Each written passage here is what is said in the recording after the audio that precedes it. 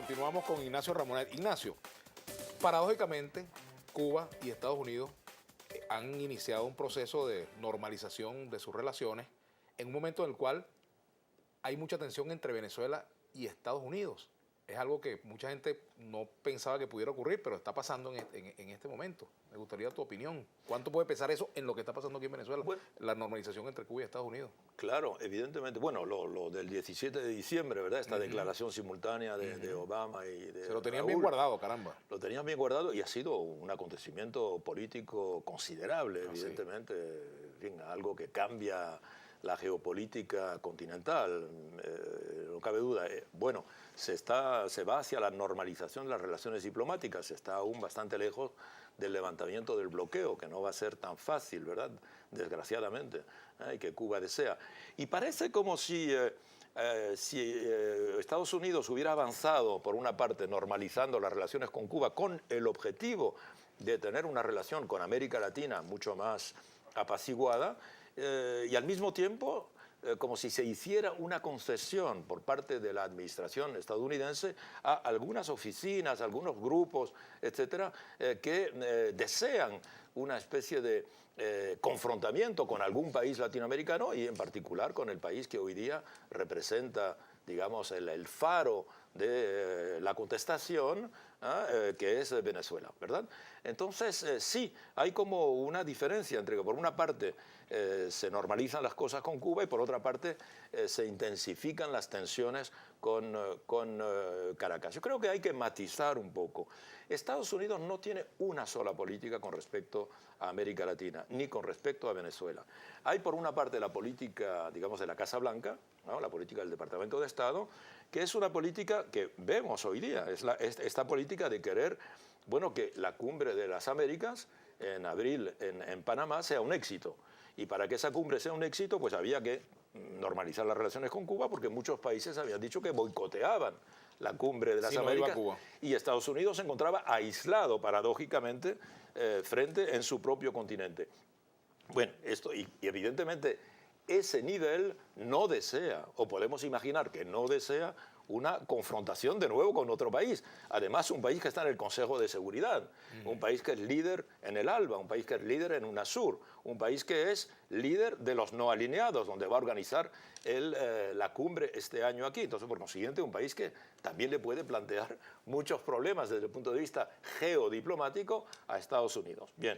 Pero por otra parte existen lo que podríamos llamar las oficinas de tensión política, la CIA, el Pentágono, bien otras, la DEA, por ejemplo, etcétera. Entonces, evidentemente esas oficinas sí que tienen sus propias políticas tradicionales con respecto a Venezuela, políticas de estrategias de la tensión, y que probablemente son las que persiguen ese tipo de política simultáneamente, ¿verdad? Por eso es importante que la diplomacia venezolana sepa distinguir entre los dos y juegue sobre esas contradicciones en la política estadounidense. Decía el presidente Barack Obama que en algunas circunstancias Estados Unidos se había visto en la obligación de torcerle el brazo a algunos países mediante distintas formas, ¿no? Medidas de distinta índole, cuando no se acoplaban algunos de sus intereses. ¿Tú crees que Estados Unidos puede torcerle el brazo a Venezuela? Bueno, yo creo, no sé si es la intención, si la intención no lo va a conseguir, porque este país, digamos, ha aprendido en estos últimos 15 años a resistir de manera muy personal, muy original, con mucho carácter, con mucha personalidad a los Estados Unidos, así que no lo van a conseguir. Repito, Venezuela tiene argumentos diplomáticos enormes, importantes, y puede responder creándole muchos problemas diplomáticos a Estados Unidos. Hablo de diplomacia, evidentemente.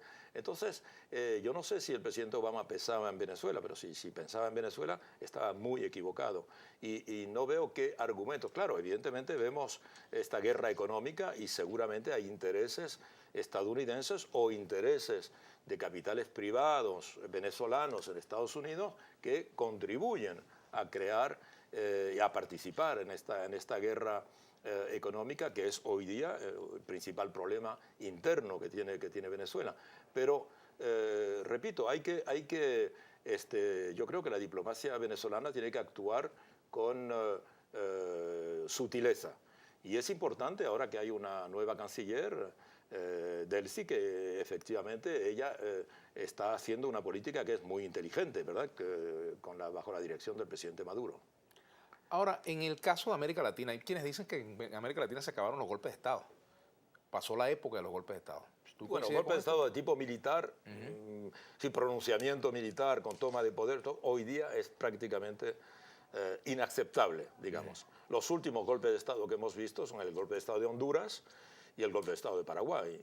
El golpe de Estado de Honduras... Son golpes de Palacio, que es otra cosa, ¿no? Claro, exacto. El golpe de Estado de Honduras era una posición... En ese caso de Palacio Legislativo. Claro, exacto. Era una posición del Parlamento, del Congreso, etcétera. Bueno, las Fuerzas Armadas tuvieron un rol muy importante. En cierta medida, los Estados Unidos también. Las Fuerzas Armadas, en todo caso el Pentágono también, aunque no el Departamento de Estado, según declaraciones de Hillary Clinton, en aquel momento era secretaria de Estado. Y igualmente en Paraguay, donde efectivamente Fernando Lugo fue desplazado del poder por un golpe de tipo legislativo, digamos, de tipo parlamentario. Pero hoy un militar que llega, se pone frente a una cámara y dice hemos tomado los 4 puntos del poder según la técnica del golpe de Estado definida por Curcio Malaparte en los años 20, eso efectivamente ya no está de actualidad. Y por consiguiente hay que imaginar que una acción de ese tipo contra Venezuela seguramente tiene aspectos más sofisticados, digamos, pero un poco como lo estamos viendo aquí, que es de manual, pero de manual digamos, de estrategia de golpe de Estado soft, ligero, no de manera violenta, aunque no es el guión que reveló el presidente ayer con intervención armada, bombardeo de Miraflores, bombardeo de manifestaciones, etcétera, que parece que algunos militares venezolanos, digamos, aún están pensando en técnicas de los años 60 o 70, ¿verdad? Y en todo esto, el rol de los medios de comunicación social. Muy importante, evidentemente. Los medios de comunicación son un poco la atmósfera que crea las condiciones también, no solo hay las condiciones materiales, sociales, el descontento por digamos, las carencias que puede haber en la distribución de tal o cual producto, sino también los medios crean una atmósfera psicológica, ideológica, que favorece precisamente este tipo de atmósfera. Ignacio, ¿qué están discutiendo los movimientos de izquierda europea, de la nueva izquierda europea, los movimientos anticapitalistas, postcapitalistas, postsocialistas, postneoliberalismo, del postneoliberalismo? ¿Qué están discutiendo? ¿Cuál es si es que se trata de un modelo, de un pensamiento diverso o un pensamiento único? ¿Hacia dónde va ese caudal de fuerzas políticas tan disímiles, pero que tienen un objetivo de ser distinto a lo que hay en Europa? Bueno, en realidad estas fuerzas hoy día están observando con mucho detalle lo que está pasando en Grecia, como decíamos al principio de nuestra conversación. Grecia probablemente es el laboratorio hoy día. Ignacio, tenemos que hacer una pausa. Perfecto. Y al retorno volvemos con este tema ya para la parte final de nuestra conversación aquí en Vladimir a la Una, en esta edición especial. Ya venimos con Ignacio Ramonet.